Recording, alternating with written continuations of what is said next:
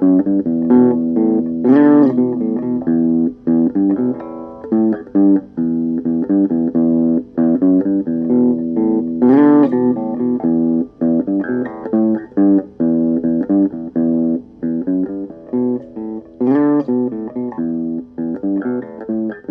campaign began with a strange noise and a flash of green light in the sky.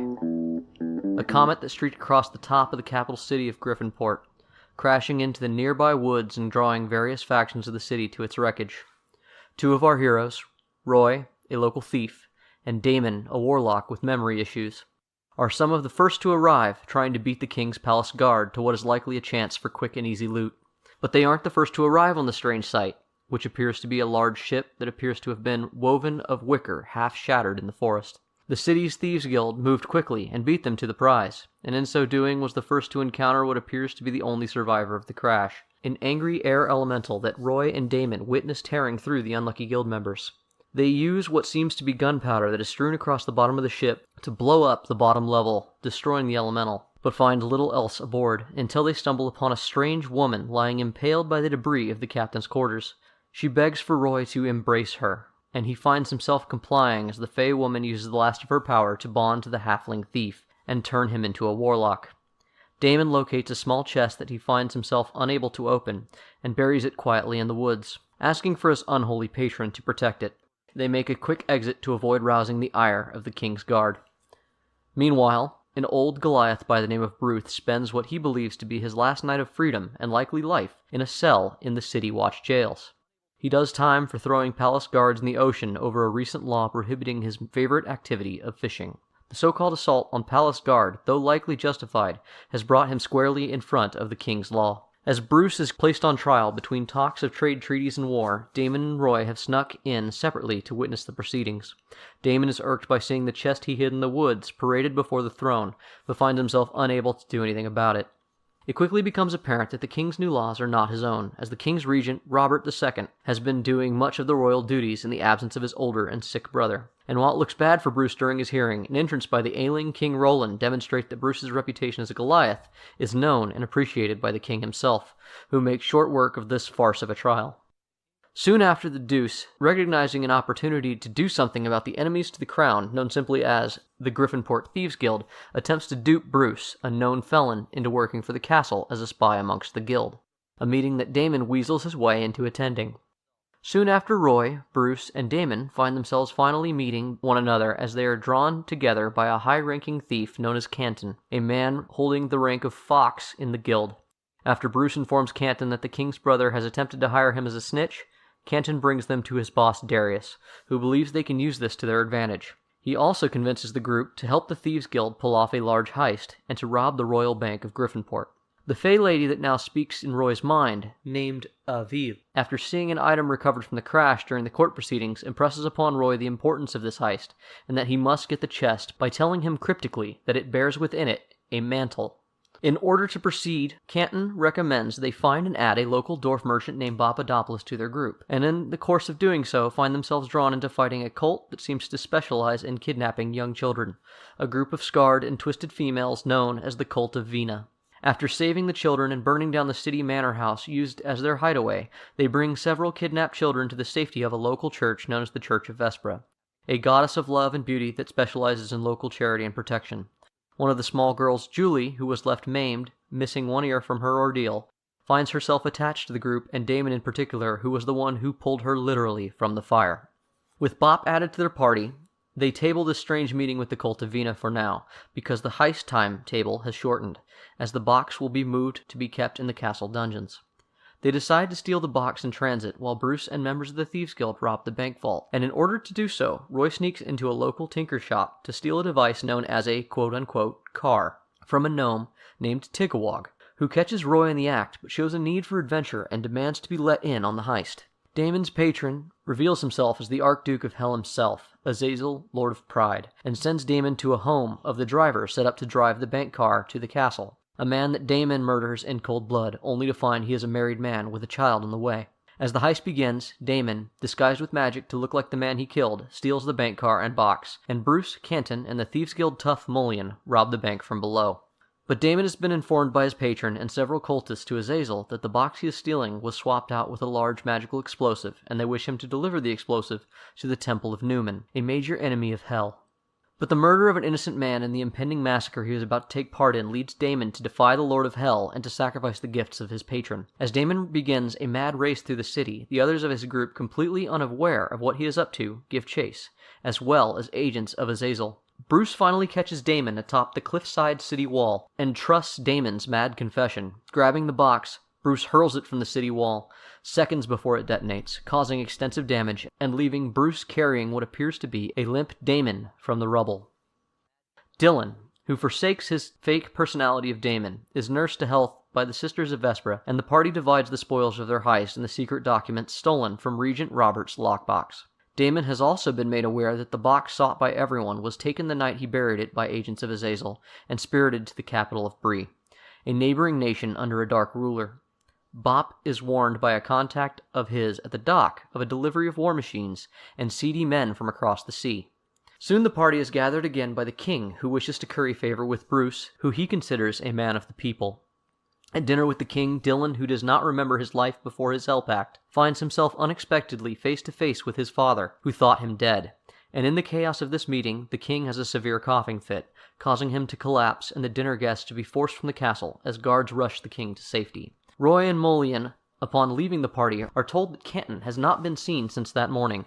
They search the frozen city, only to find that the body of Canton lying face down in the snow, and are soon set upon by an assassin set up in wait for their arrival. Roy managed to kill this tiefling, but in so doing is arrested by the city watch. Meanwhile, a strange gentleman has appeared in the city, dressed in fashionable black clothing and lacking mortal flesh, a fey being that takes the form of a skeleton who goes by the name the gentleman, Mr. Grim, who finds himself unexplainably and seemingly permanently summoned to the mortal realm. Grim is introduced to Dillon and Bruce, who at first believe him to be an undead skeleton, whom, not knowing what to do with him, drop him off at the local church to the god of death. Dillon, in his quest to turn over a new leaf, joins the city watch, and on his first night finds his co-workers teaming up with Bruce in order to provide him with a good old-fashioned hazing, only to have the fun interrupted by a much realer threat of an assassination attempt upon Bruce himself. They rout the assassins and flee to the city watch headquarters. Grim meets Roy at the Church of Moors as the body of his boss and friend Canton are delivered for funeral rites, before he is taken to the jail by the watch. Grim aids Roy in escape, and finds himself taking the place of Roy on the cart headed to prison. Bop's Dwarven clan has arrived and taken the king's deal of land and coin in order to fix the destroyed wall and cliff face left over from the explosion, and Bop is called in to investigate strange going-ons beneath the city. Bop gathered the aid of Dillon and the strange Mr. Grimm in this endeavor, while Bruce and Roy, focused on the attempt upon their lives, seek out the assassins that attacked them. Chasing one of the assassins leads Bruce and Roy to meet the others beneath the city, where the cult of Vina has kidnapped several of the Dwarven immigrants. They learn from a fallen cultist that the cult, led by Akara, a woman from Dillon's past he thought was dead, intends to use the children to summon the Devil Queen, Lilith. They are joined by Daedalus, a young paladin from the Church of Newman, and set off to stop the ritual. In a journey they are split up, and Bruce, Bop, and Daedalus find themselves in a secret cavern beneath the city where two artifacts lay forgotten: a noble hammer of creation wielded by dwarves, and the terrible eye of the giant god Magog, the eye bonding with Bruce, the first giant to find it in hundreds of years.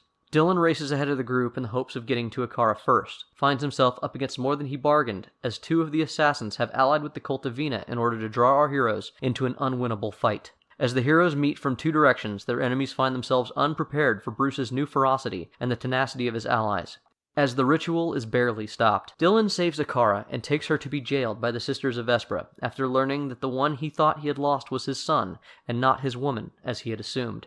After the confrontation beneath the city, they bury their friend Canton before Bruce goes off under the influence of Magog to negate the threat he perceives on his life, only to assault the head of the assassins, a man who is openly spending time with the king's brother. Meanwhile, Bop, after dredging a corpse of a cultist that died during the heist, brings it to the local church to the god of death and casts Speak with Dead.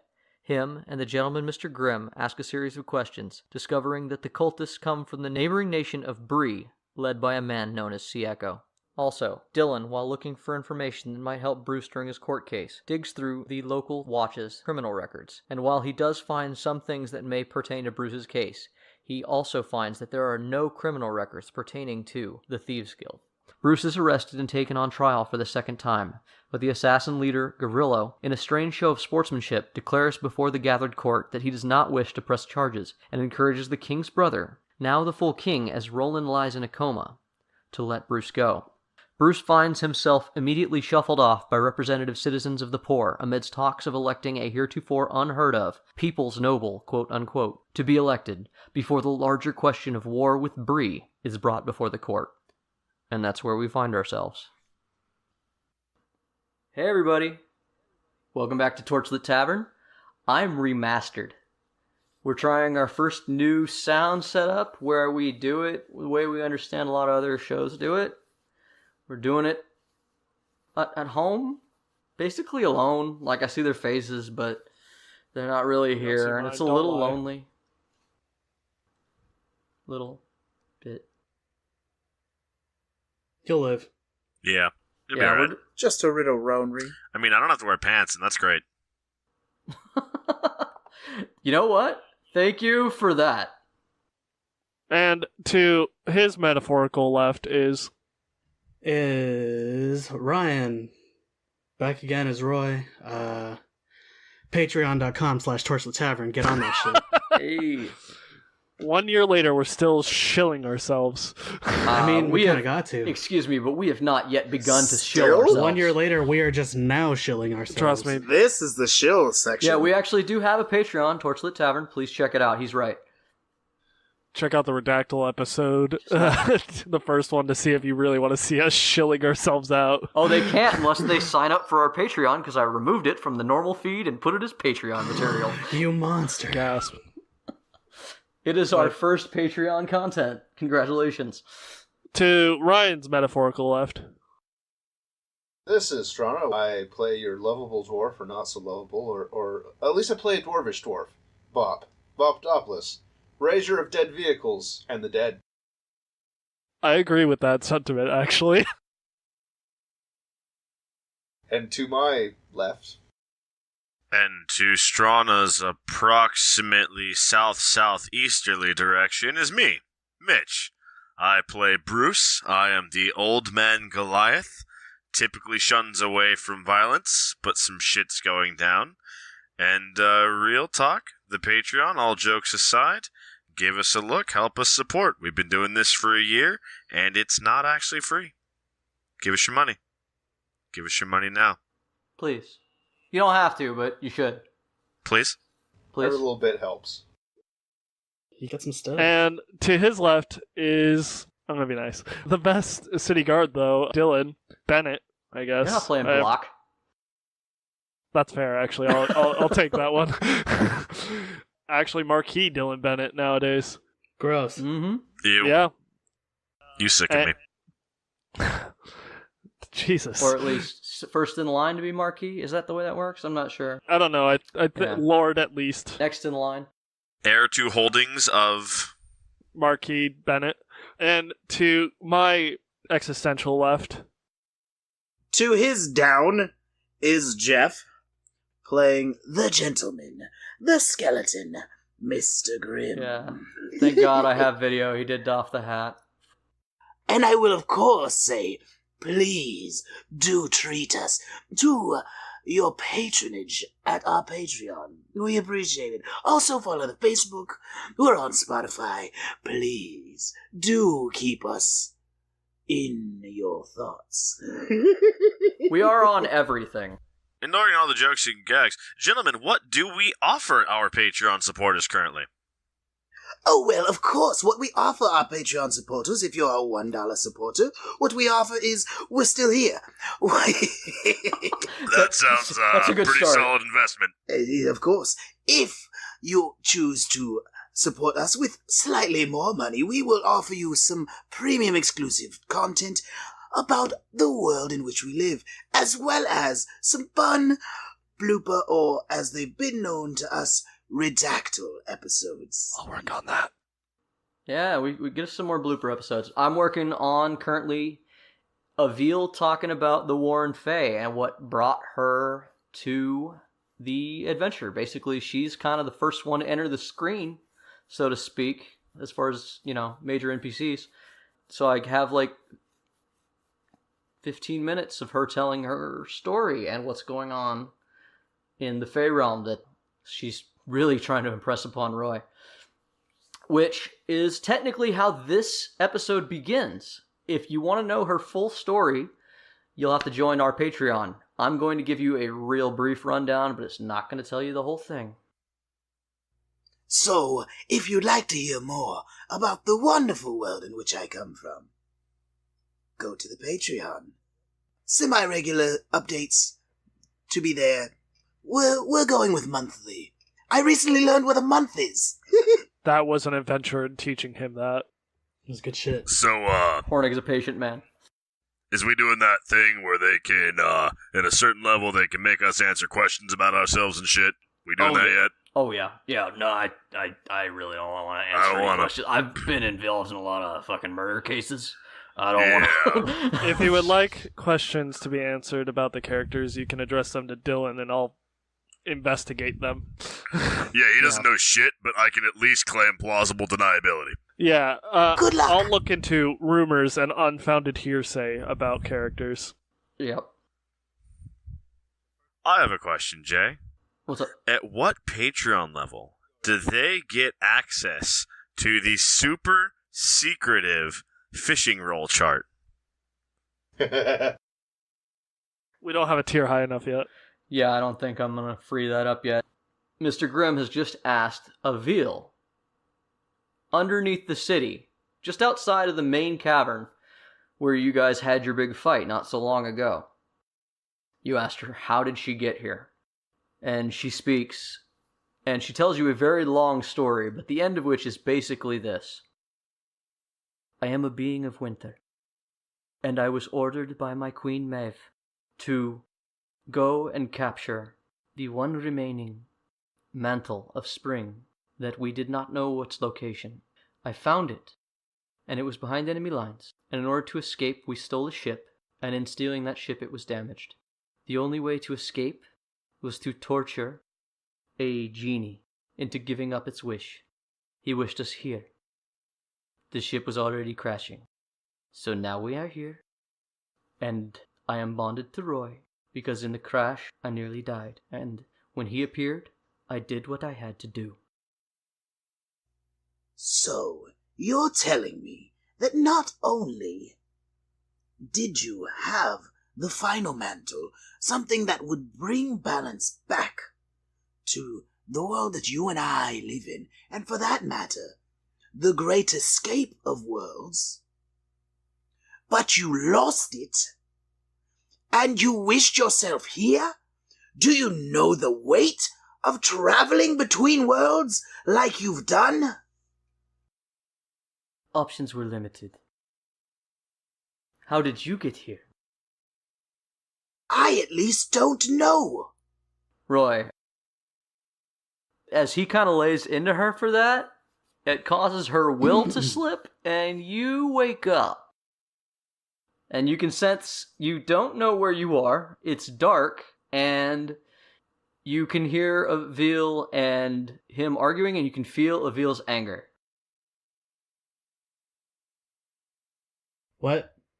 Whoa! What's going on? I'll tell you what's going on. Your bonded mate, whatever you call it, your accompaniment has broken most of the taboos of our world, or some of the most precious taboos of the world, and all worlds, for that matter. Beyond that, has lost what would bring balance back, not just to us. That's fine and all, but how did I get here? You're little more than a car. I will explain later. Yeah, because I don't remember being here a minute ago. You're beneath the city. How? I needed to do things. I mean, you could have just said something. You were sleeping. Yeah. I tend to do that. You That's also what, don't always do people what I do. ask because you are caught up in your mortal problems. This is fucked up. Not wrong, but also, you can't just, take me on a joyride. I actually can ever since you asked for more power and you gave me the okay. I lean down into Roy's face, way up in there.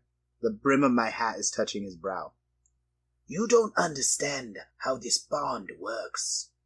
Every bit of control and power that you ask for, you give.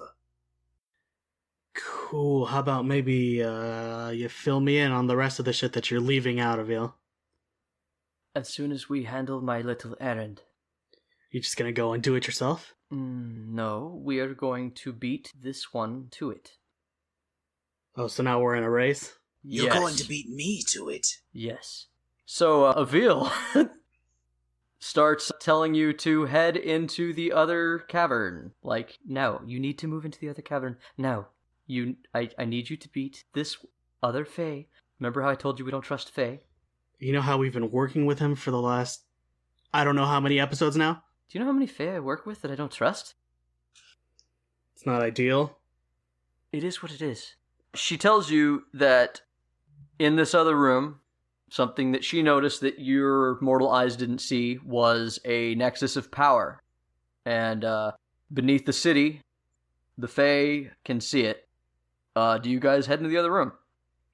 Yeah, I go. I cast Expeditious Retreat to beat them there. Okay. Do you do anything as you see him take off at a breakneck pace? Ray of Frost on his legs. Chill. You gotta roll.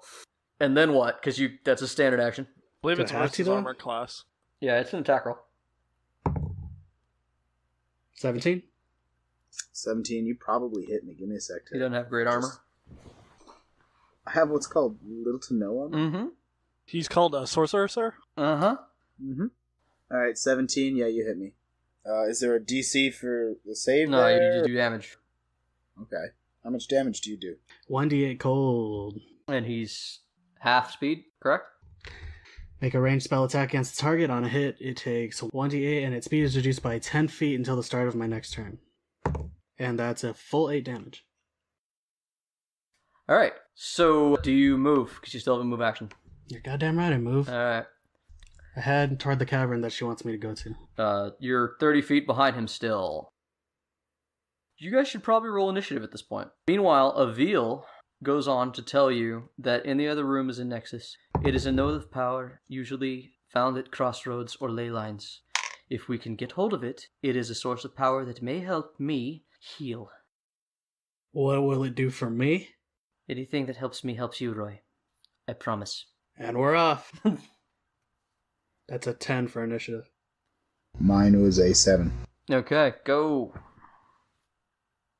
Let's see. I'm gonna cast Misty Step. Okay. 30 feet unoccupied space that I can see. Okay. You poof into the neighboring room, and you are right at the edge of that cliff that looked down upon the portal and everything. Remember that room you guys first came in through? Yeah. And you find a very strange sight. As you stand there at the edge of the terrace, you see before you what appears to be a large gathering of Fists of Newman. There seems to be a bunch of them doing work down on the portal below. They've got everything cordoned off, and down at the bottom, it seems that for whatever reason they've haven't gotten up to this area yet to kind of block off this pathway that you guys used. It was kind of in the dark always and out of the way, but they haven't blocked this entrance yet. You also can see, with your Fey eyes, the ley lines all meet at the roof of this giant dome, where there is a large glowing jewel. And she simply says, "The heart of Griffinport." I need to go there? Yes, Do I need to, touch it? Do I just stand in the light? What do I do? you take it. I imagine it's big. It's not. Is it I can put it in my pocket? You could carry it. It's probably the size of a head. Alright, I'm going. Aobhil about to get you some head, boy. Yeah.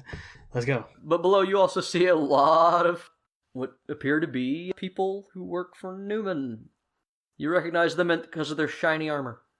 Oh. There are other workers and stuff, but the ones that stand out are obviously Fists of Newman. So are they, in my way? Am I on, If you can go up the wall in some way, you would avoid them, but you couldn't go down to the center where the portal is. They would stop me. Most likely, yes. Can I mage hand to grab it? What's the range of Mage Hand? Let's find out. It is Mr. Grimm's turn while you do that. How far behind him am I? You would be about 60 feet at this point. Okay, 60 feet. Well then, I guess I'm going to do the same thing he did and just whoop. You can Misty Step as well. Yeah. And then keep using my dash action, right? So I'm moving it. Well, where are you going to go? But how long am I slowed? One round, yes, just that round.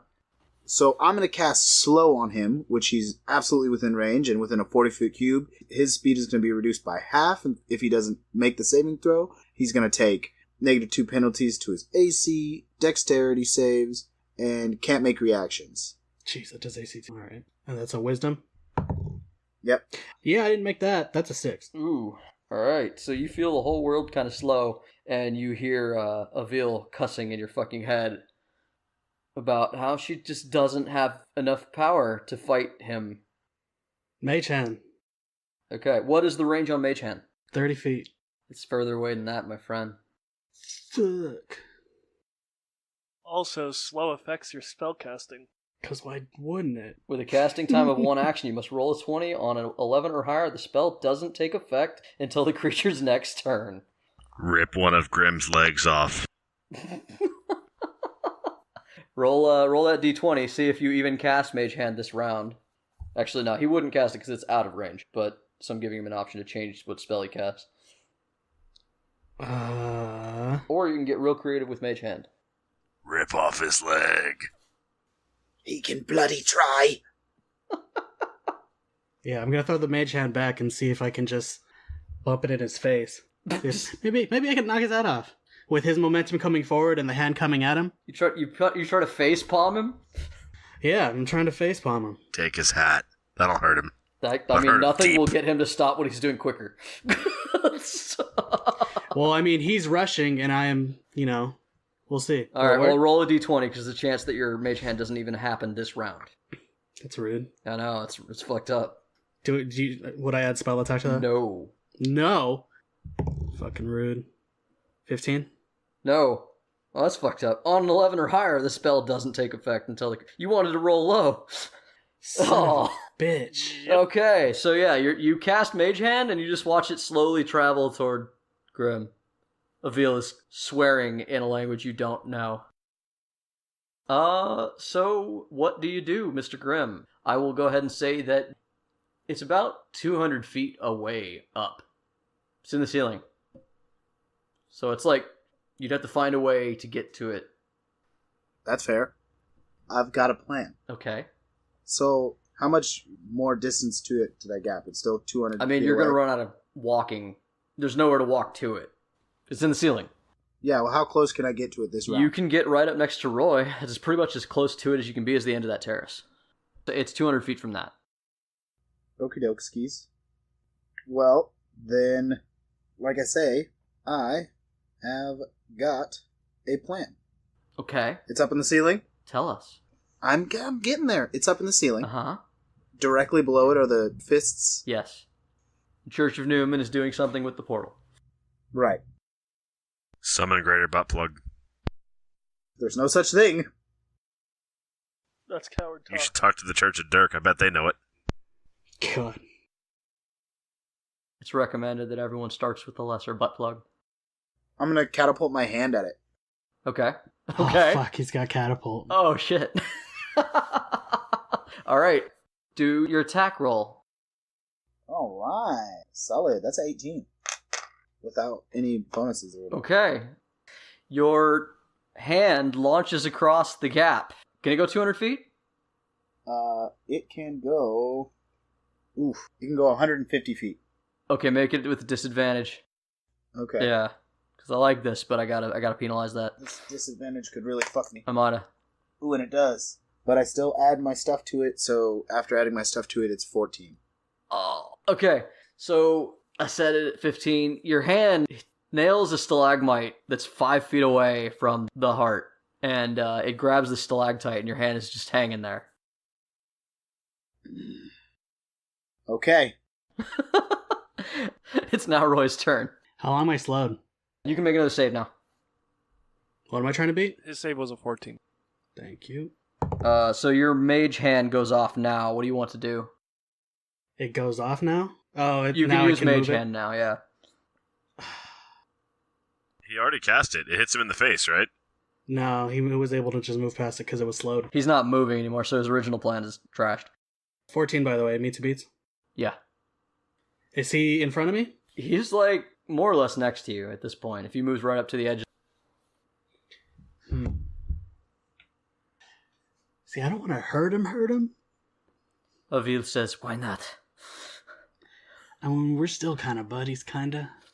This is Kinda. one of those no hard feelings, winner take all sort of situations." So you think we'd be okay later? You think he'd be mad at me? Because he's kind of scary. He'll be as okay with you as he always is. That's fair. Eldritch Blast. Savage. Just hitting him? Alright. I'm basically gonna reach over and go, hey. Alright, so I'm reading this. You passed the save, but it doesn't take a action till the end of this turn, so I need you to roll another d20 to see if this spell goes off now or later. Fuck. And it still has to beat his save. No, it just has to be under 10. Base level, no bonuses. 12. Yeah. Okay, so your Eldritch Blast is slowed as well. You will be out of slow at the end of this round, but your Eldritch Blast is slowly forming in Okay. his peripheral. What does Grim do? So I don't get hit. Not yet. I mean, you don't get hit yet anyway.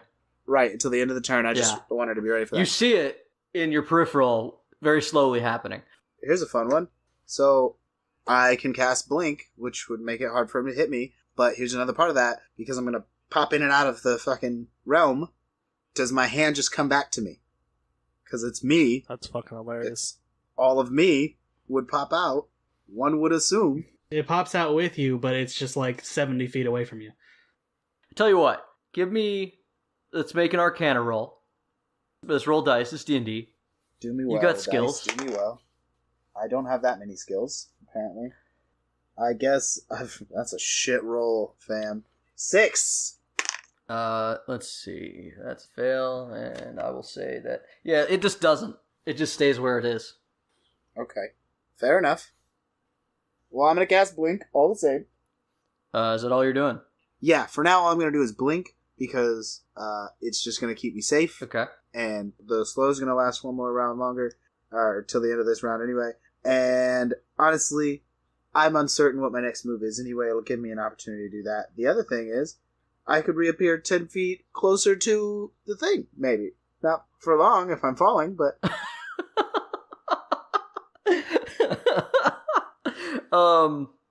Okay, so... Well, does that take place right now? Yes, and I rolled and I blink. Okay, that's good, because a blast goes off where your head was. Mhm. And it is now... Not head. Whoa, center mass. We're Oh, friends. sorry, my bad. So, it's Roy's turn. Yeah, slow is done. Yeah, slow's done. You are free to move around the cabin. Haha. So I'm going to do that. I guess, I mean, he's not in sight. I don't know where he went. Yeah, he just blinked out of existence. How far away is it from me still? It's still the same 200 feet away up on the roof. You also should roll stealth or something because you just fired a blast in a room full of people. And your boy's nowhere to be seen. 21. Yeah, so you immediately duck your head under as you hear a bunch of fists of Newman kind of go, "What was that?" You hear some startled noises from below, and you see a lot of people kind of moving toward those steps that you know lead up to where you're at. They're trying to find their way over to you. That's not good. Why you gotta make this difficult? It was always meant to be difficult. Am I under it at all? Nearby? It's diagonally 200 feet ahead of you and up. It's in the ceiling. Yeah. Whoa! What a pain in the ass. I guess I'm just gonna double move forward. Double move forward Yeah. into open air. Dillon established that a running leap can make the jump. Of course, he did have the help of a Bigby's slapping hand. Yeah, he's also not a halfling. You're right. You could probably do it easier. I don't know about that. Hey, believe in your players. I do No, you believe in that. don't. No, you don't. I mean, to mess things up, I do. I believe in you. Fair. Can I magic missile now? Because that's just gonna fucking fall. Even if I could get it out. It likely will not break. You think so? 90%. You willing to risk that? If he doesn't get it, we could come back, but... But? You could just sense that she doesn't want to. Yeah. Like, if he's still here, she doesn't trust leaving it. Do we think we can make a deal with him? Can you guys share this thing? I do not know. You want to try it?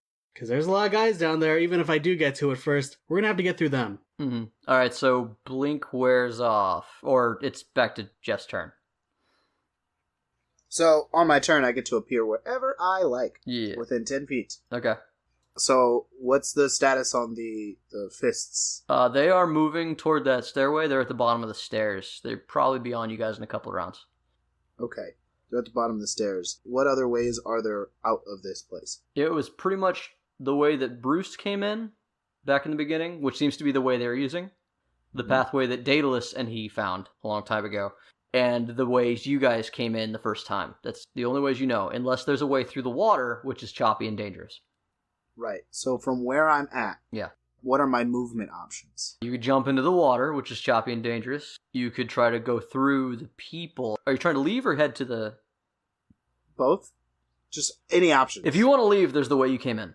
Okay. If you want to avoid the Church of Newman, that's the best option. Because you could get through that easily before they got up here. I suggest leaving. Yeah, that's just leaving. If you try to get the heart, then that's more problematic because it's in the center of the room, essentially, above everyone else. You'd need to grab it and retreat, or make your way through the main hall that they're using. Can I release my own hand off the stalagmite? Yeah. Okay. This is what I'm looking for. I'm looking for how far away from me it is on one plane. Okay. Because currently it's like, 120 on 2 planes? Something like that. I didn't sign up for this shit to do algebra. Okay, well, that's unfortunate because you made an algebraic problem. That you did. You made an algebraic problem. Throwing your hand out there. Regardless, it's an algebraic problem, one way or the other. If it falls, I'd still ask the same question. How visible is the edge of this cliff to the fists? It's in the dark. Our boy Roy kind of hid when he plopped the blast off by ducking. So, like, right off the edge, still very in the dark? You're high up. You're higher than they are. Okay. But, it's shadowy. There's no light up here with you guys. Riddle me this, Batman. If I were to reappear, holding my cane in my mouth, because this is what I'm going to have to do, follow me here. Okay. Just over the edge, and drop and catch the edge, can I roll a stealth after that? You're in black. Sure. Okay. What's the roll to catch the edge of the cliff You here? are 10 feet wherever you want to be, right? Yeah. Then I'm not going to make you. Cool. Then I'm just going to boop right there on the edge of the cliff, holding the cane, and I'm going to roll me some stealth roonies. Okay, because you got one arm. If you try to do more than just hang there, I will make you make some rolls, and they won't be good for you. But I know they won't. Alright. That's a 16. Okay. 16 on my stealth rune skis. Feel, And I'm just going going to pretty hidden. wait there. Alright, cool. I feel pretty hidden. I'm going to wait Make there. a perception check, Roy, to see if you know where he popped up. 16. Alright, so you see his hand just sort of appear at the edge. Okay. You see where he is. He's hanging off the cliff in front of you. Okay. I'm gonna walk over there while he's just hanging there. I'm gonna say, Grim, can we make a deal here? That heavily depends upon the deal. She needs the thing up there, the stupid rock, the heart, whatever the fuck it's called. She needs that just to get better. I imagine it probably won't just use up the whole thing, getting her better. Maybe you can do whatever the fuck you want with it once she's had her fill. Would that be cool? Could we do that? Because you seem to be in a precarious little spot here, and there's people coming. There are. And I'm relatively hidden from them. Though you could drop me. Yeah. Absolutely. I'll just hit the water and I'll make way for He myself. won't drown. I don't need to breathe. That's fine. So, But you won't get the thing. neither will you. You don't know that. You'll be gone. I can be fairly certain I won't go very far. Then how about we work out this deal and we can work together and try and get it later when there's not people here? Do you know what it is to make a deal with a fae? Being stuck with one forever now, yeah. Then you know that this is not something to be taken lightly, and I must insist that the deal is between all three of us. Aobhil points out that they're close, and you guys see that they're like halfway up the stairs. Yeah, they're close, and no one else is putting out a better idea. So you guys want to work together on this, or do we get caught? Aobhil, since you wanted her opinion, says, "You may not need to breathe, but I do not believe that your bones will survive being dashed across the rocks below. I'm 90% sure of that one. So I think right now we have the upper hand, and I need that heart." And I need to understand why I'm here, and I need that power to do it. Beyond that, I don't trust you with power. The last time you had it, you fucked it up. Well, now we'll be working together on it, so the chances of us fucking up will be greatly lowered, if you think so fucking highly of yourself. So let's try and get this done. You are in crunch time. You must decide what happens now or be caught by the fists of Newman. There's no debating. Do something. I'll make a deal if you make a deal. Done. Let's go. Both of you. Aobhil agrees. Deal. Consider me grabbing your hand, a handshake from the both of us. Fair enough. And you guys make a speedy retreat out the back entrance. However, you're minus a hand at the moment. For now, I'm not going to go very far. That's fine. It can do recon while we're gone. I don't think it has eyes. It's not it. I mean, he can talk to it, I would imagine. All right. I can feel it. You guys head out and head back to the surface. Meanwhile, so Dillon, you find yourself at the Night Watch, and one of your recent duties has been to follow up on certain leads. One of which was there was a fisherman at one of the small docks that says that he had got his line snagged on something, and then when he got questioned, he realized that was illegal. But basically, he kind of threw out that he saw something underneath the water that looked like a car. The fuck? And then apparently Dottie and Block had gone out there at another time right before dusk, and it wasn't there anymore. So it seems to be a red herring of a case, but you do see it kind of cross your desk, so to speak.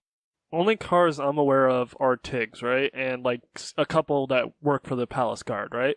There's literally only 2 cars that you've ever known about, because most of them were disbanded years ago. I guess I'll check in with Palace then to see if any patrols saw anything to do with any vehicles or machinery in the area. Or any spells. Maybe someone saw someone casting a spell. Well, he acted like the car was on the beach or something. It was on the beach then? How the fuck are people moving it? Exactly. So, do you follow up with the Palace? I'll go talk to them. Who do you talk to specifically with Palace Guard? Do you have a guy at this point? I'd probably know a few guys, and I know Brandon probably. Brandon probably still is squinting at me perpetually. Brandon's got the time to answer some questions for you. When you show up, he has his normal dismissive attitude at you because you're wearing the badge of a city watchman. But I'm still wearing my beautiful red line breastplate and my red cloak from the dwarves, right? Yeah, if you want to be. Yeah, because I gotta look good 24/7. Oh, sure, yeah. So, I'm gonna walk up to Brandon and say, "Sir?" You know you're really marring that cloak with that badge. I'm aware of your feelings towards the City Watch. I'm just following up on a lead.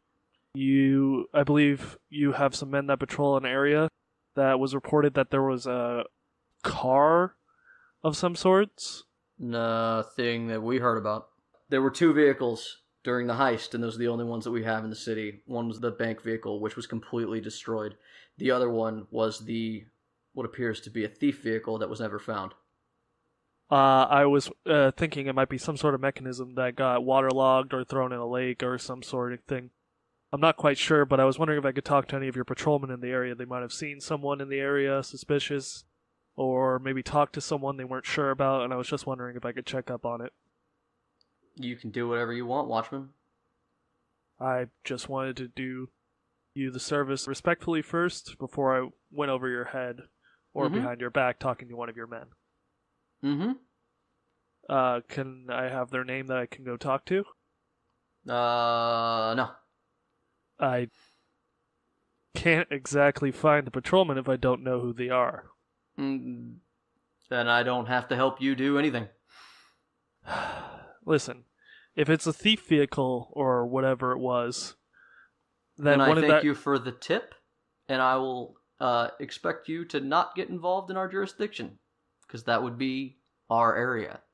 Okay, if that's what you wish. I was just checking up on a loose end that was reported to the City Watch. If you want to handle it, it's all yours.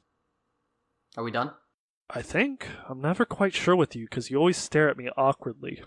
I was here. You came to me. You're the one who's not leaving the room. You're the one that doesn't end the conversation. Leave the room. Leave the room. All right, have a nice day. You know what? No, I won't. Okay. All right. What do you do next? Do I have anything else to do on the night watch? That's literally the only lead and thing you've been given on your desk at this point. Well, if that's the only thing on my desk, I guess I'll go do my weekly check-in at the church. Okay. So you meet up at the Church of Vespra, and you happen to show up right around the time that I guess Bop was heading back. So yeah, you are meeting up at the Church of Vespra, and just outside you catch Bop, kind of taking off his whatever weapons and stuff at the door. My weapons is my finger. Hello, Bopanopoulos. Yeah, yeah. I haven't seen you in quite some time. It's been quite a while. All of a couple hours at least. It's been a little. It is good that you're back with your family, reconnecting with your father. This is very important, you know. I'm trying. What do you need to do? Just not try. Well, I hope my trying can become doing. I feel I've been doing pretty alright so far, but hope to do better. Well, doing being the activity of your trying, I sure hope so. It's always so pleasant to talk to you. And confusing. It is nice to see you, though, Bob. Yes, it is good. By the way, I dropped Julie off at the Mages College. Oh, the deadline was today, right? Yes. Fuck. Mary just kind of looks at you and like gives you a look on her face, like, yeah. I thought it was tomorrow was the deadline. No. Mary asks, "Are you guys coming in?" Oh yes, and I hand over my weapons. I hand over my truncheon and my hand crossbow. This just won't leave my side. As the hammer. What about the 18 daggers that Dillon always has on him? He hands over 17 daggers. Where's the 18th dagger? I don't have an 18th dagger. I lost it. Actually, that's not even true. I hand over 6 daggers because I've used all of them. Have you really? Yeah, dude. You're supposed to pick them back up. All right. Dude, it's okay. I got a bag of holding with more daggers. You gonna hand over that bag of holding, Mary? I genuinely thought that, like, new noble Dillon might not carry 18 daggers, but instead it was like, oh no, I'm still carrying 18 daggers. Here you go. They're just craftily and candidly concealed within this bag of holding. No. The thing is, those 6 daggers I hand over, they're not concealed on my body at all. They are on my belt, and I hand them over. Okay. So she takes the 6, and then, because Mary is used to this game with you, starts snapping at the bag on your waist. I tighten it, close it, nod it 3 times, and hand it over. It's not like I'm gonna look through it, Dillon. I don't want to know what's in your bag. It's mostly baggage. A lot of it. Thanks for putting in a bag of holding. Makes it easier to carry. That weight reduction. Now get out of the doorway. You sound like my therapist. I am your therapist. For some... Oh, yeah. Well, no, that's Sandra's job. Yeah. Vespra, bless her. No kidding. I still have my Vesper and Rosary on my wrist. Okay. I always wear that, along with my breastplate and cloak. Okay. And I walk inside with Bob. So, what have you been up to, besides reconnecting with your father? Most part I've just been working. The reason why I'm missing a day is because I had to do a double shift the other day. Oh, it's good to see you working. I've been working for John at the City Watch. I've been mostly doing investigative work for them. Really? And what have you been hearing? Recently there was a car apparently spotted on a beach, and Palace Guard are going to be looking into it now because it's their jurisdiction, and I don't know how the damn thing ended up over there. Mysterious ways. Bob, Mysterious ways. As I'm talking to him, I realize who I'm talking to. Hey, Dillon, you want to roll an insight check? Bop, you want to roll a bluff? Oh, You don't even have to say anything. I just want to see if Bop sweats. Hold on. Inquisitor archetype can never roll lower than 8 when detecting lies with insight. Anyways, I rolled a fucking 8, so that's funny. So that's a total of 15. Oh yeah, you know I'm a little bit nervous. Maybe sweating at the brow? Little beard quake. No, Oh, the dwarf does not not quake. that bad. No, the beard never tells. The beard never shows. You know, the beard is noble. The only reason you can tell is my bald pate glistens in the sun. Well, Bob, in honesty, I was just told that this case wasn't mine and I'm not allowed to be looking into it anymore, so well done. Excellent, excellent. Well, things that you should probably know, at least keep your weather eye out for. I had a little scoop that certain machinations are really machinations, of a rather limbed variety perhaps. A few sharpened swords and daggers here and there, coming through the city. Are you saying soldiers from somewhere else are entering our city? Not necessarily soldiers, but their arms and equipment. Thanks, Bob. I'll look out for that, then. That's not good.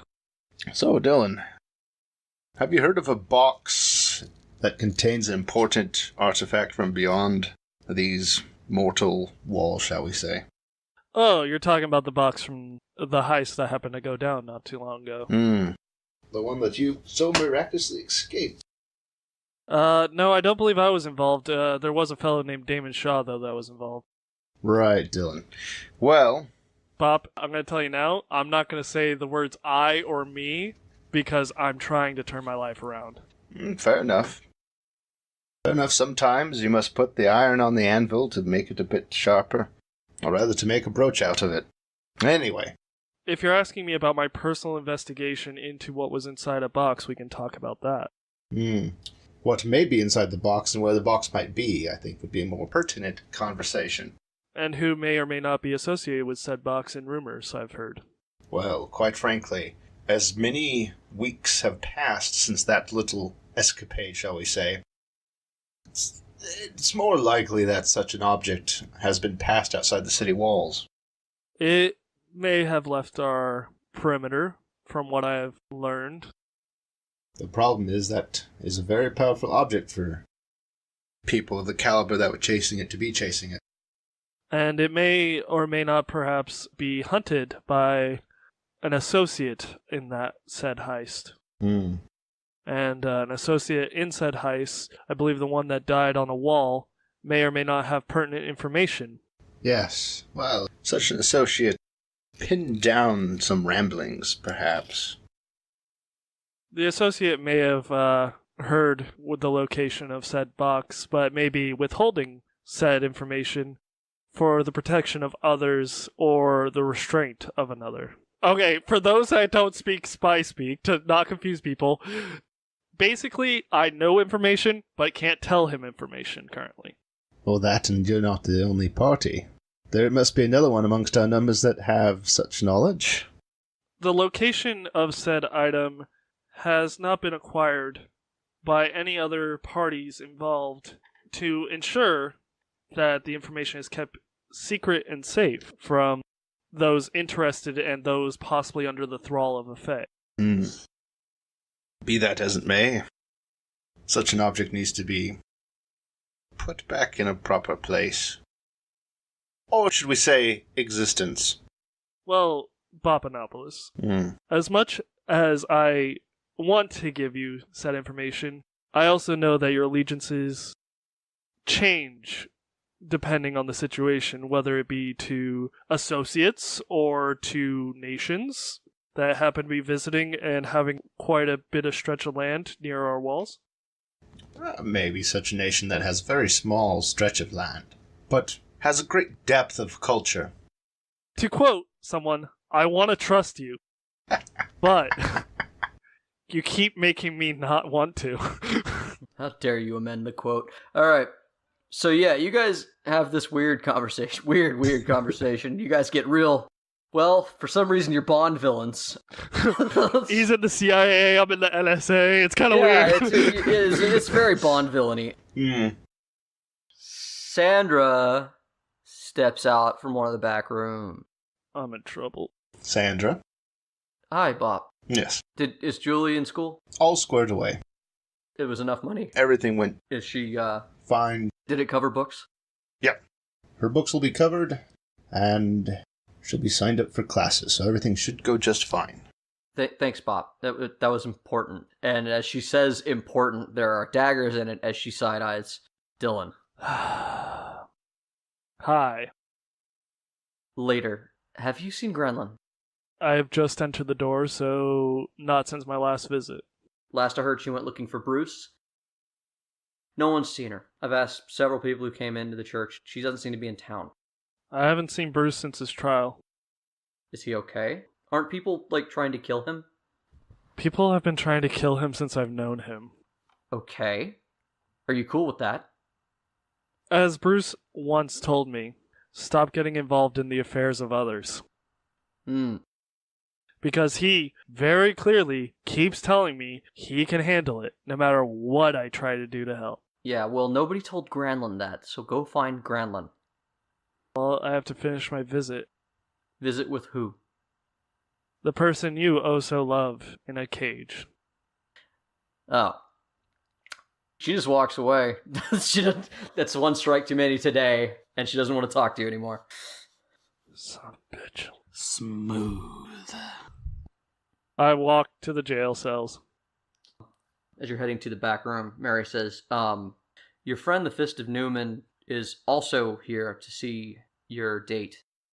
I go to the jail cell. Not much I could do. Yeah, so in one of the back rooms, basement level, they do have what appears to be a cell, but it doesn't look like it was meant for that, really, but they've made it into one. And leaning against a wall facing the bars, and he seems to be kind of watching and questioning Akara, is Daedalus. Hello, Daedalus. Ah, Dillon. Nice to see you, man. How are you today? Stressed out. You know that this one shouldn't be here, right?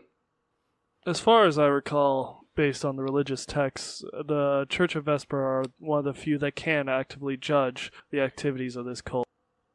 Yeah, last I heard, the city law didn't give the ability to judge anyone to the churches. We stopped doing that a long time ago because we like to burn witches. Let me tell you, it's a good call. My church is one of the worst. I recall. Hence why a Fist of Newman talking to an orc may be a bad look. So they don't let churches make law, Dillon.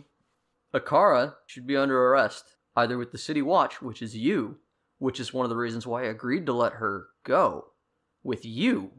If I recall, you never gave me permission. Yeah, I can rethink that. Because I don't recall a Fist of Newman having any authority within the city, as you just stated, but I could be confused. I still can rat people out. Everybody has that authority.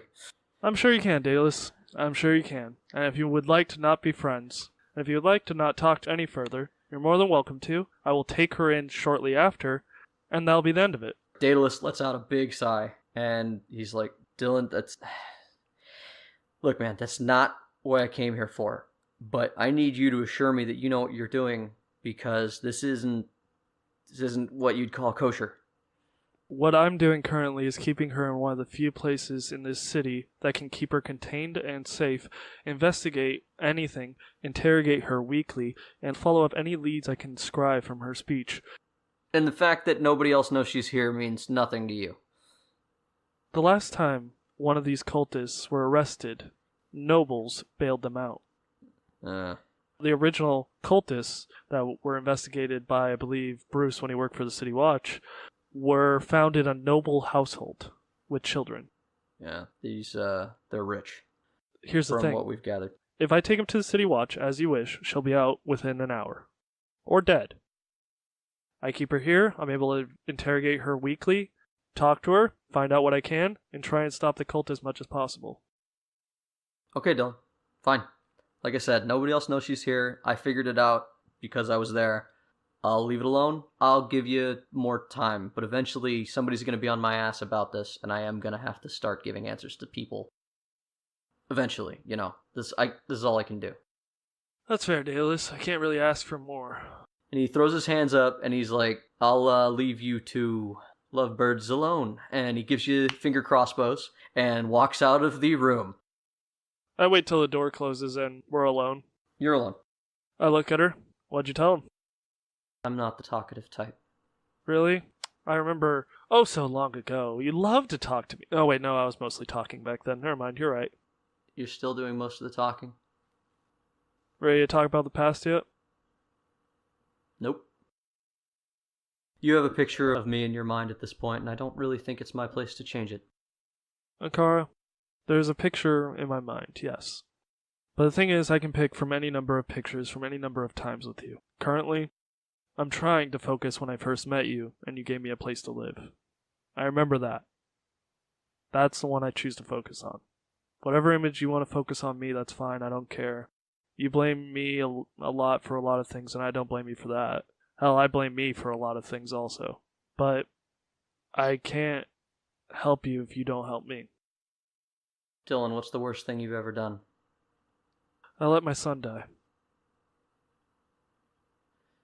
No, what's the worst thing you've ever done? I killed a man in cold blood when his pregnant wife was upstairs calling for him. Then I hid the body.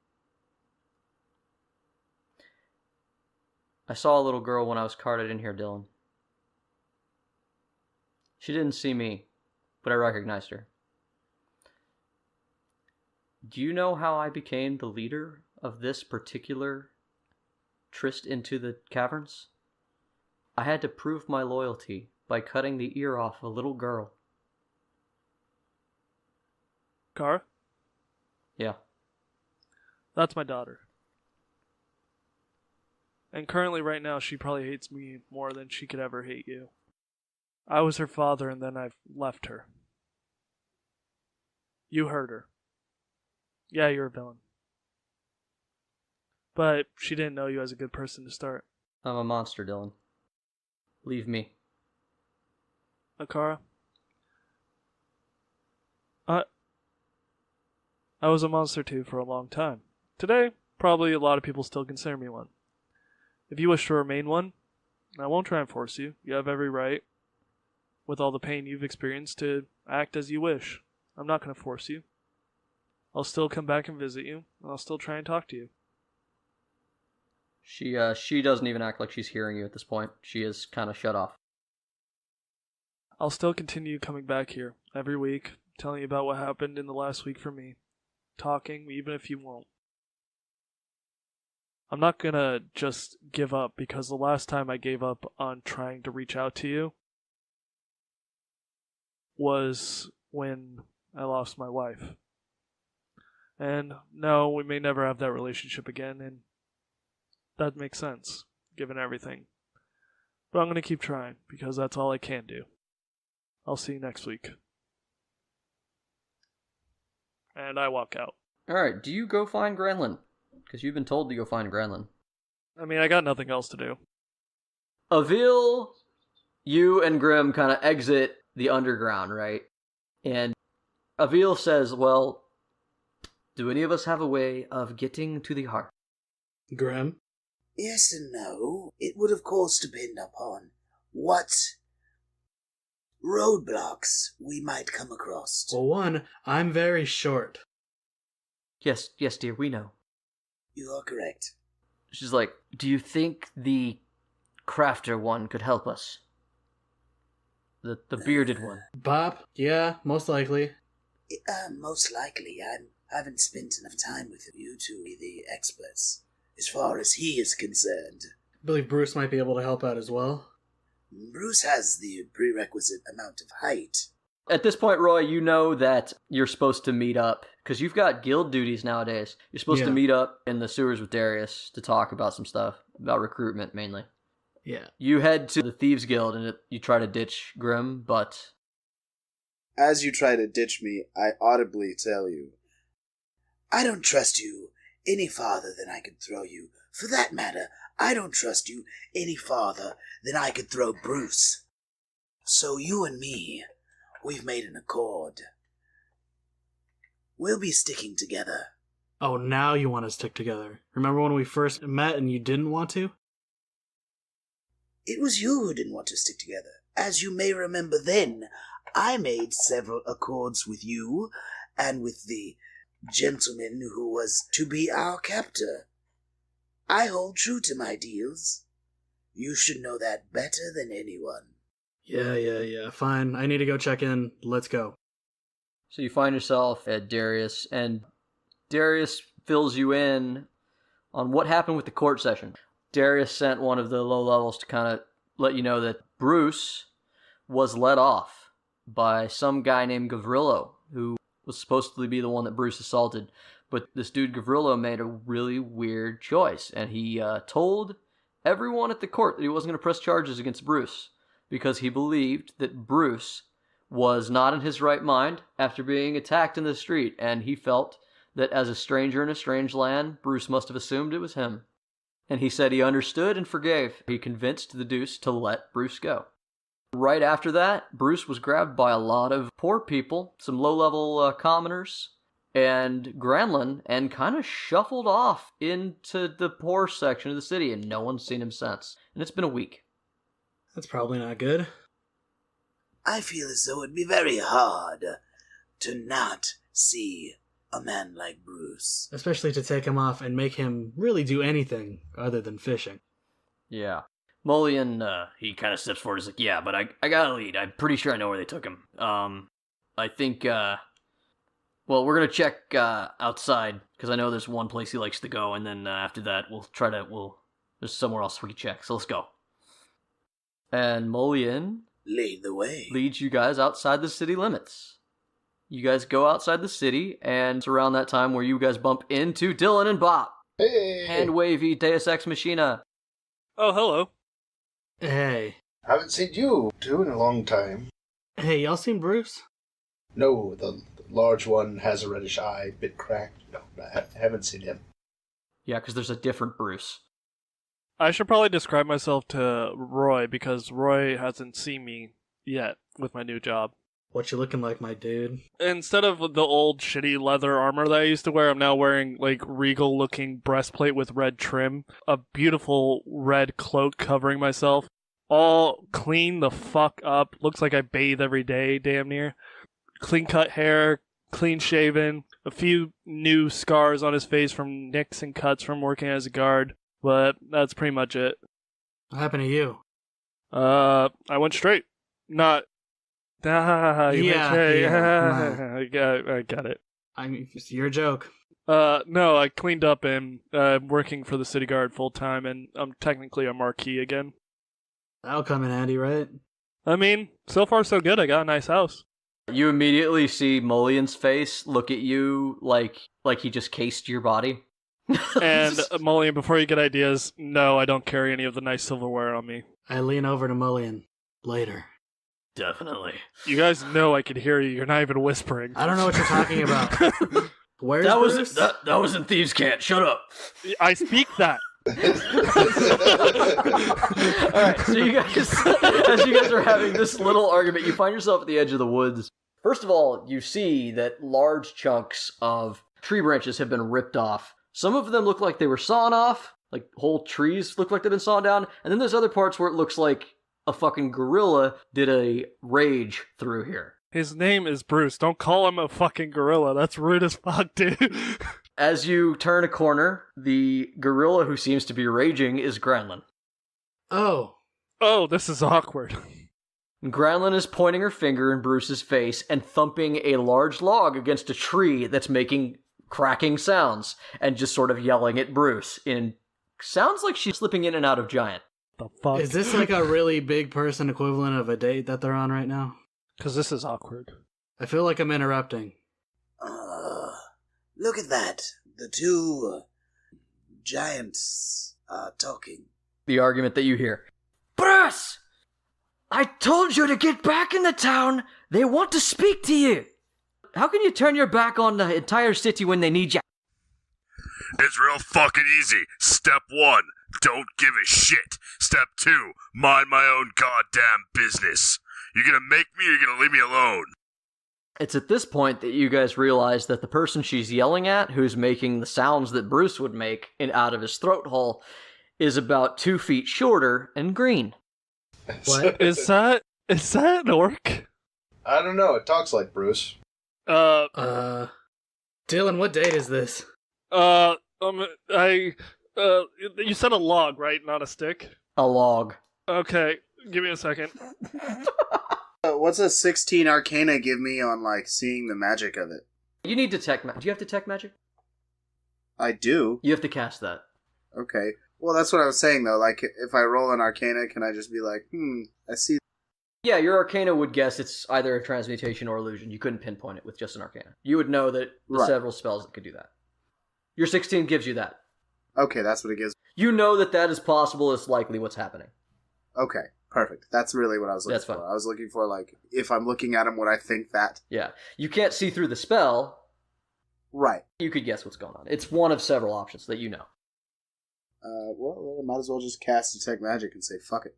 Okay. Well, if you cast Detect Magic, you know it's an illusion spell. Ah, what a brilliant illusion. So for reference to everyone for the dates, this is either 16th... go ahead. Tell us where beating you with a log takes place. Actually, I have that. I don't believe you. It's also the same date that allows the whip, which was established earlier. Yep. No. 16th date. It was on the list. And 16th. Have I been out that long? But this could also fall under 22nd, which 21st is Goblin style, but 22nd is Orc style. No, this is Giant style. You gotta... Oh, wait, this is Giant style? That's 25th then. This is definitely Giant style. Giant style is 25th. Dwarf, surprisingly, 24th. Oh, okay. Well, what are you guys doing? You hold your horses, Roy. Minding my own goddamn business. Your business is going to get you killed. My business is precisely what I say it is. They offered you asylum, they changed your look so you could be hidden. All they want is for you to back them when it comes Mom, time. Dad, you're tearing this family apart. Shut the fuck up, Dillon. You need to roll a reflex as a log comes hurtling past your head. Oh, shit. I don't think Roy can even hold or ride a horse. 14. Okay, so you duck a log. Roy, have you ever ridden a horse? I don't even own a horse. I don't understand this euphemism. I hate answering this question, but I think I do. Yeah, you're busy ducking. Alright, so... Yeah. We'll steal it later, Mullion.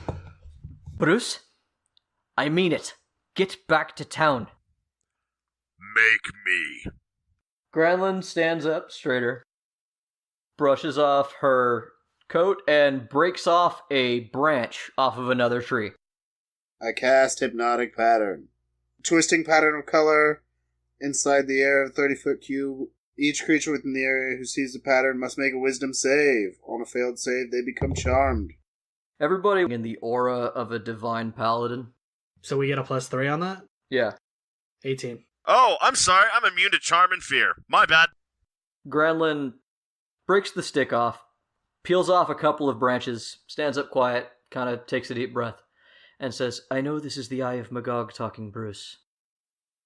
But your daughter wouldn't want you acting this way. My daughter wouldn't want to be dead. Bruce rages. You rage and do what? Attack. Okay. The moment you move within 10 feet of Granlin, she stabs forward with the stick, which is oddly shaped like a halberd, right into your fucking face. She rolled a 20. Okay, that hits. My armor class is 18. Okay. That's 13 damage. You stop moving. 21 to hit. 18 to hit. Those hit. She's not in armor.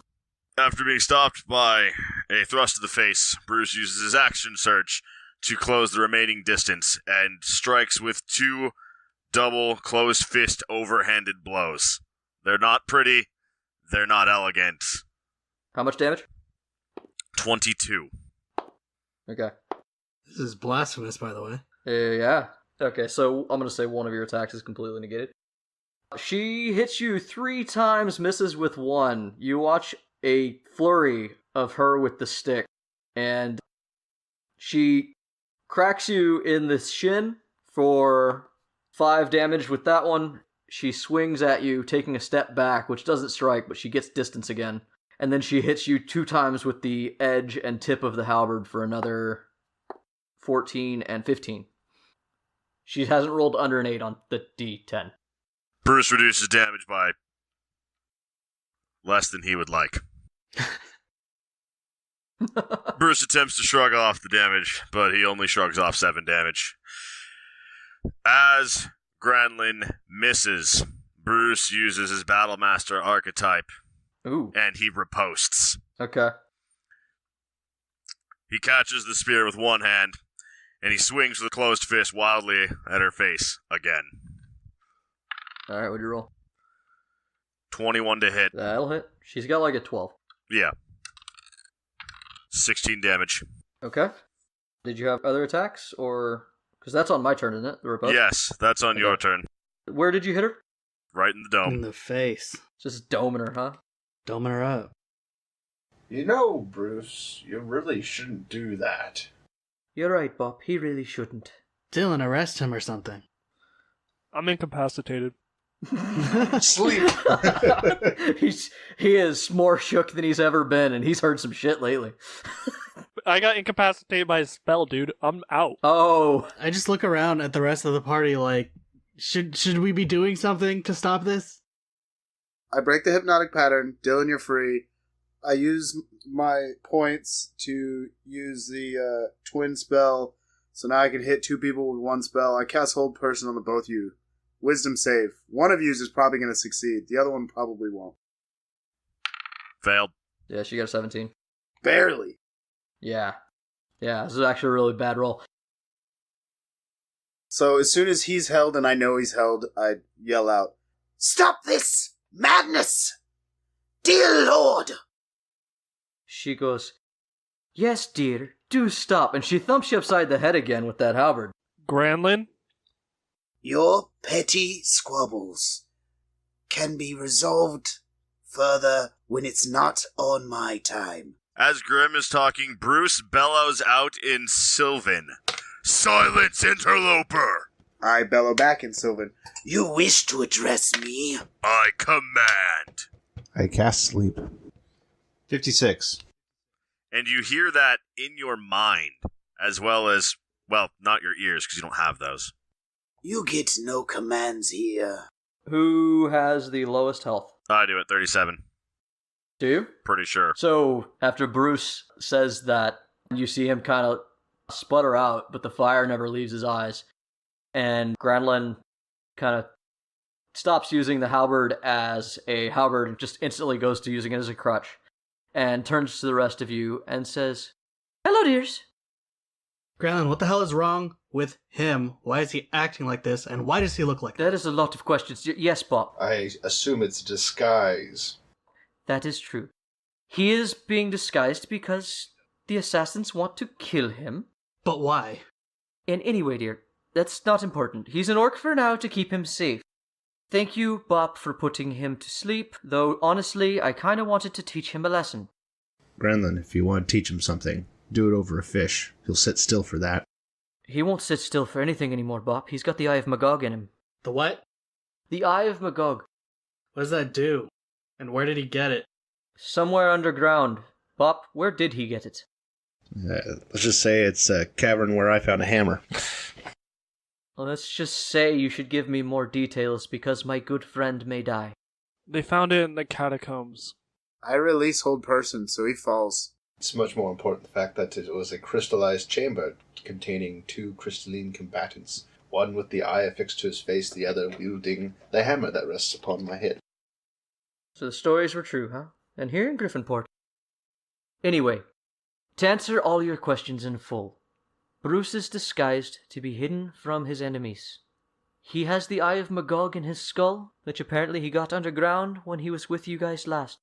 The Eye of Magog is a terrible artifact that is supposed to be linked to an ancient giant god. It amplifies everything monstrous in a giant. He will be angry, he will be violent, and he will take no shit from you little people. I think I know how to fix this. Oh, what you got? Be that as it may, the Eye of Magog was struck and cracked.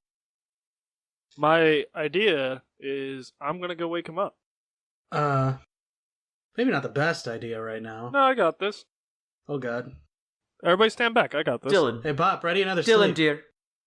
Let Yep. me tell you, of all the things you've got, this is not one of them. Granlin, I'm gonna give him a choice. And I know Bruce. He's the only dude I could ever imagine spitting in the eye of a god. That is true, but you don't know Bruce right now. Okay, let's go your path then and start beating the shit out of him with a stick. I didn't start that, he did. Really? Yeah. Do you think Bruce would have assaulted me for anything I would have said normally? No, but Magog would have. I've seen him. Exactly. I did what I had to do to get a rise. I needed him to show that he's not in control. Wake him up. When he sees what he's done, the point will be made. I kick him. Wait, hold on. And she turns away for a second. Roll perception. As Bruce is nudged awake. No, kick. Kicked away. Well, it's a nudge to a giant.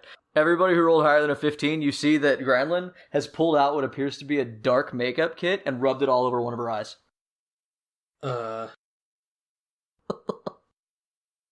Let me touch that up, Gretchen. I ate her. Bop, I will slap the shit out of you. Do not tell a I think she's got it. sister of the mother. I'm a Vesperin. Don't you dare assume you can touch up my makeup. Granlin, I'll teach you how to do makeup I better will later. slap the shit out of both of you. I will use your head. Oh, Bruce, you're waking up, dear. I kick him again. I flinch. Bruce, wake up before I murder your friends for insulting me. I kick him again. There's a flash of red from the crystalline eye. And roll me a DC 15 charisma check, Mr. Grim, as you take a blast of vile energy from Magog's eye. I fucking cleared the fuck out of that motherfucker. Charisma is his jam. That's what he has. Yeah. It's kind of my thing. But I know you did that. Yes. That's unfortunate. Hey, old shit. And Bruce's other eye opens, and he just sort of lays there.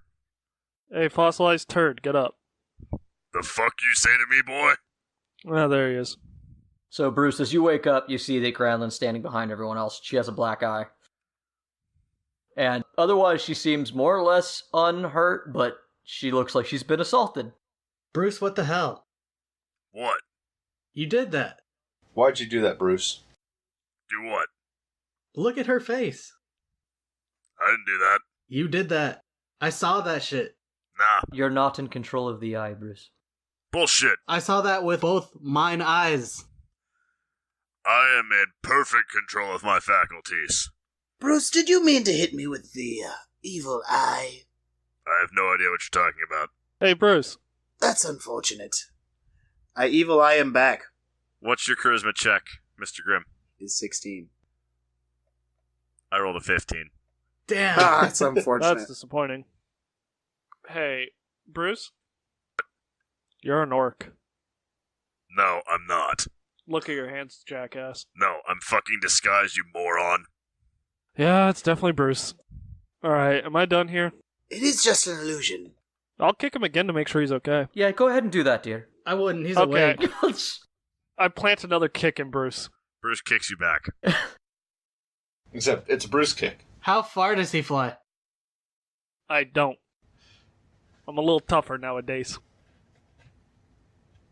It's not even a very good kick. Bruce hasn't even gotten up yet. Just sort of that kick you do at somebody who's kicked you and moved out of range.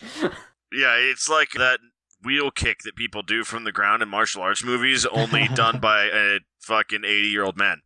So I'm sure you can imagine how effective that is in general. Bruce, what's going on, bud? I'm just out here minding my own business. In the woods. Yes. Do you remember how you got? Yeah, I fucking walked. It's at this time that you notice that this clearing has a few stumps that have been set up. Mitch, would you like to describe what the scene is? So now that there's not giant throwdown and you're able to more thoroughly observe the surroundings, several of the trees have been cut and repositioned into a ring of what looks like old world altars in the center of a fresh clearing. There's wood shavings, carving tools, hatchets, saws, etc. strewn about, and it's obvious that Bruce has been here for quite some time doing whatever this is. old world stuff typically connects more heavily to Fae. Do I recognize any of that stuff? What are you going for, Mitch? Not really. Maybe. It's giant stuff. More about his superstitions and culture, right? I'll tell you what. You can roll a religion check, and you can let me know if you know anything. Oh, I just nat 20'd that religion check. So yeah, the nat 20 on your religion check shows you it's a grieving rite, correct? Yes, they're totems of grievance. Granlin, Yes, Dillon. why are you here? Why are any of us here? It looks like he's just trying to do a thing. That's exactly what I'm doing. He's grieving. Dillon, to put it bluntly, is it any of your business? To put it bluntly, when there's two giants beating the shit out of each other and Outside right outside city this... limits. You're right. I have no investment with these people, Granlin. I'm so sorry. I don't recall ever meeting these people. You're absolutely correct. My bad. No, go on. I don't. No. I Dillon? shouldn't be personally invested when your church is missing you, you jackass. Dillon, Oh, more fights. you're a noble. And you're a priest. I can't trust you right now.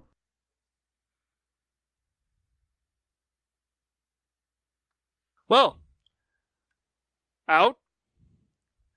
Guess I'll be going. Do you leave? Yeah. Okay. Ow. Woof. Why don't the rest of y'all go and follow Dillon? He's got the right idea. I don't want no part of your goddamn revolution. I didn't agree to this whole hide where they can't find me shit just to stick right back in the middle of it. Pardon me, Bruce. What? I hate to interrupt your self-lament and grief. Then don't. I was lying. I don't hate to. I hate that I'm bothered by it, is what I meant. Get off your lazy ass and help me. I don't have time for your bullshit. I don't want you for a revolution. I want you to resolve a small matter. Do that, and I will help you escape this revolution. I don't care. Bruce has now risen, and he walks towards you with heavy footfall, and as you look at Bruce, you're not sure if it is Bruce or Magog approaching you at this point. I owe you nothing, failing. Do not presume some debt to you. If you request my aid, you may ask of it, and I may choose to grant it or not. I made my request, and think not that Magog or nay, you hold any place higher than I. The request was made. Quit your mulings and assist me, and I, in turn, will assist you with whatever bullshit or fuckery you desire. Still sounded an awful lot like a command. Mr. Papadopoulos, what is it people says when they're trying to be polite? Thinking the word starts with a P. Salutations. No, it's a human ceremony. It's... They cover this in etiquette class. Ah, please. That's what it is. Please. Pasta. Yes, the word is please, Mr. Grim. Pleases went out the way when I had to come out here just to find you and then stop you from getting your fucking face beaten. You didn't have to do none of that. Unfortunately, I did. Me and our small companion here need some assistance. That's me. I would ask more nicely, but apparently nice isn't something you're working on any longer. Granlin says, "You all have been working together. I don't always know what you're up to, but we need to get on the same page because you're all in danger. Maybe not you so much, Mr. Grim, because I do not know you." We're all in fucking danger. That's why I need help. Elaborate. What do you know? Aobhil! She's really tall, too. Do you want to tell them? I can only speak to you, dumbass. No, you fucking can't. Don't you bullshit me now. I'm not going to speak through Roy. No one's going to listen to him. They don't believe he knows anything.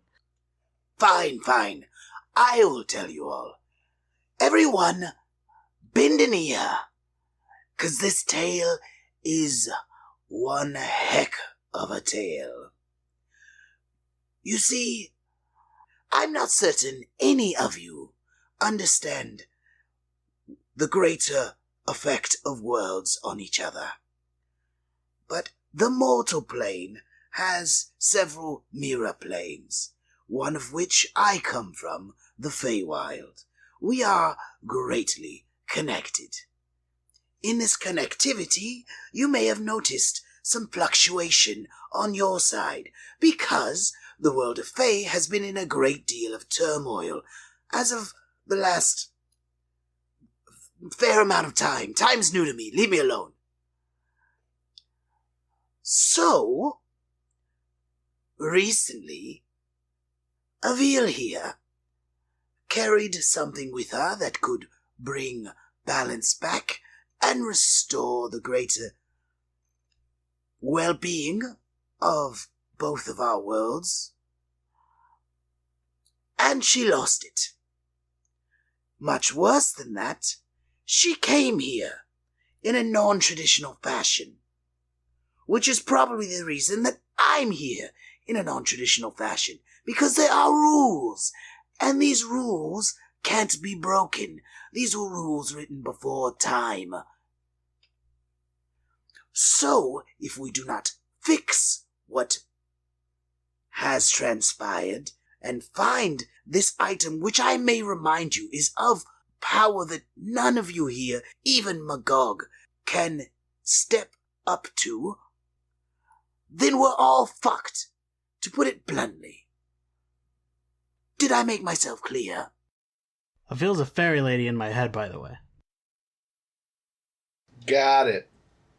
Granlin says, "Thank you, Roy, for setting that straight." Yeah. How long has that been going on? Remember that ship thing? Right. Yeah, that night. Aobhil isn't a fairy. And Granlin says, "You mean the ship that they took to the Mages' College?" Yeah?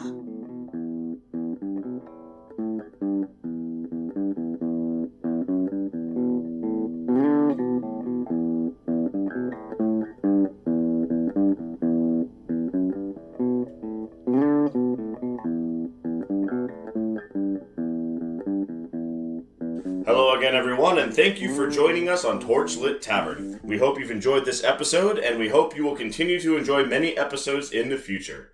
Don't forget to like us and rate us on wherever you listen, and don't forget to share us with everybody you know so our podcast can grow. Also, don't forget to follow our show on Facebook, Twitter, YouTube, Podbean, Apple Podcast, or whatever your preferred podcasting service is. And furthermore, should you wish to follow our lovely players in their epic journeys, you can follow them at the following locations. Hey guys, it's Ryan, favorite Warlock Roy, and you can find me on Twitter at RyanSCB Santos. You can find your favorite DM, Jameson Oxford, on Twitter at Agent Beige. And you can find your Skeleman himself, the gentleman, Mr. Grim, at big_J_ the bad man on Twitter. And you can find your good boy Dillon on Twitter at Argo Omega. Fuck your warlock. Rude.